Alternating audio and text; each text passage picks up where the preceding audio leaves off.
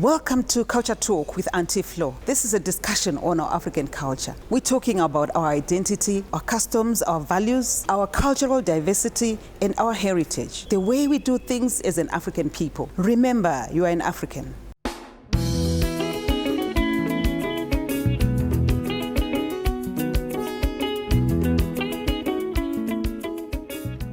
Welcome to the second segment of Culture Talk with Auntie Flo, where we're talking about our artifacts, our relics.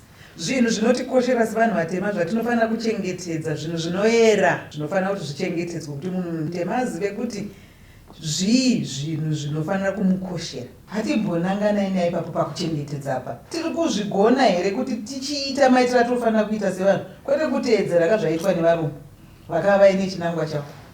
On that issue, it's very sad in Zimbabwe. We have museums, they have inherited the colonial museums and the way of doing things. What they have failed to make a museum relevant to the context we are now. Mukaona ma museums aripo, information iripo, it dates back to the opening of the museum.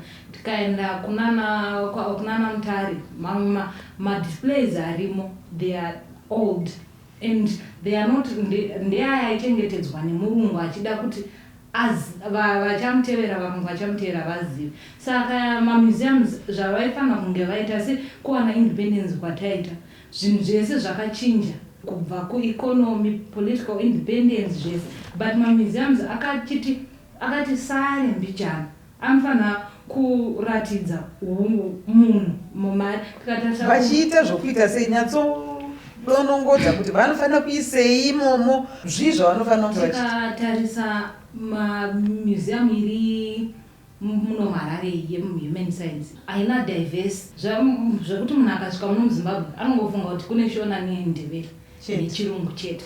Izvozvo tinokwanisa kuvaregererawo nekuti ma-resources anokwanisa kunetsa ekuti ma-translators anotranslata kuya kubva kunambia achidii zvinonetsa. Saka tiri kuti zvirimo imomo zvacho ngavaite kuti zvive related kuinini ndikasvika semunhu mudiki. It was before my age payakaiswa ndikasvika ndinokwanisa kurelata kuti alright zvinhu izvi ishona village iyi shona village yacho yakaexplainwa vakaitawo shona mbijana but ngauburitse unhu hwako urimo ingori static yakangonyara hapana kuti hatiiteiwo zvimwe zvirinani kuti tivandudze haina zvayanga ingori ndizvo zvairi ndizvo here naye Chipunza apa kuti tangogara tangoti alright zvakaitwa nevarungu ndizvozvo machengetero eunhu hwedu angoramba akangoita ipapa vana vedu vogodzidze.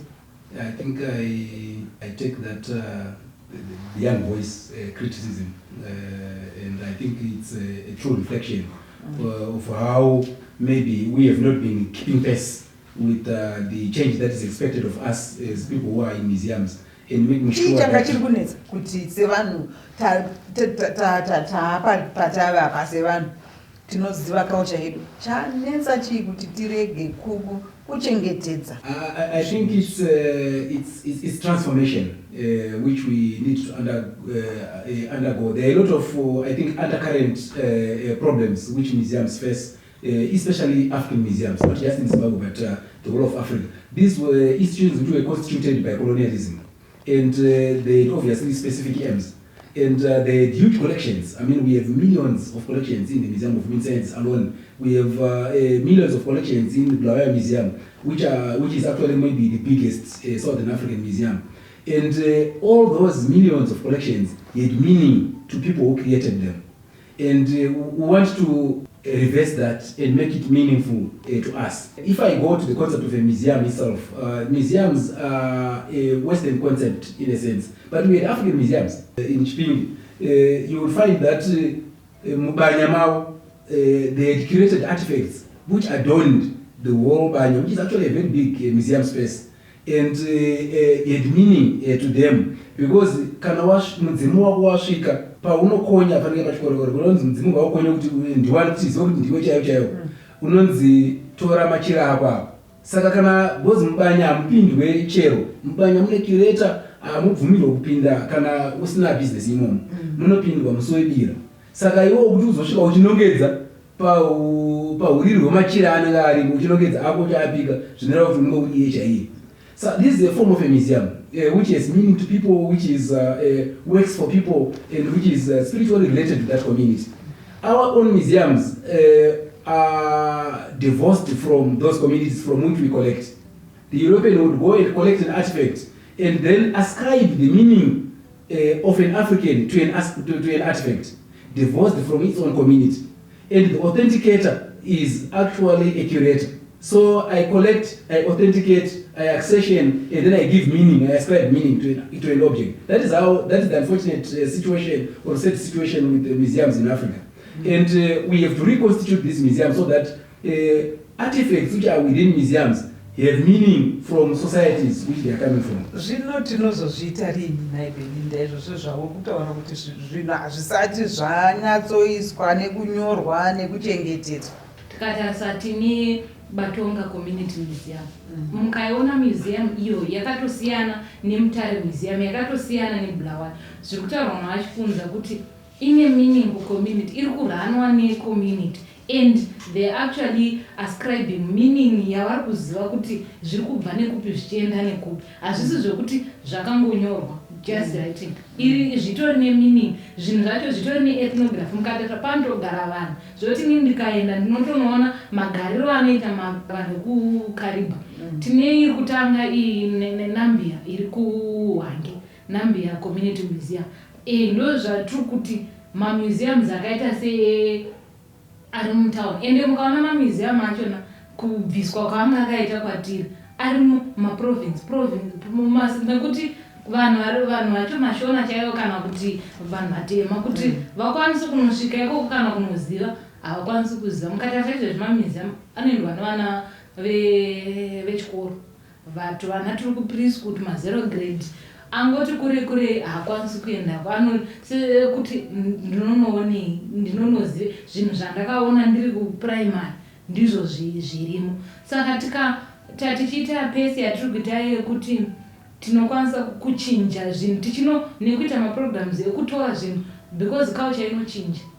Zvaakuwo mazuva ano zvechimanje manje, culture yedu yataadopta kubva pacolonialism tichienda mberi. Tikatarisa museum yekuGweru, iyi museum inoita nezvemilitary. Mukatarisa zvakachengetedzwa maartifacts akanyanyemo, they date back kuWorld War II. Ari kupa praise yemucolonize. Tsvimbo dzana mukwati makano aishandiswa hakuna. Kuti tiradza kuti isusu tatisina here zvombo zvairiswa nazvo. Saka ipapa pakunyora kunonzi the documentation of all these issues izvi tiri kurasika papi, zviri kufanira kuti zvinzinyi, chiri kutitadzisa kuti tizviite kuti zvichengeteke vana vazoziya chinombori chii. Inyaya yatiri kutaura panapa yekuti culture yedu inofanira kuti iende mberi kuchengetedza unhu nezvinhu nemashandisiro, nokuti chirungu zvino chiri kutiwandira muno munyika. We will be right back.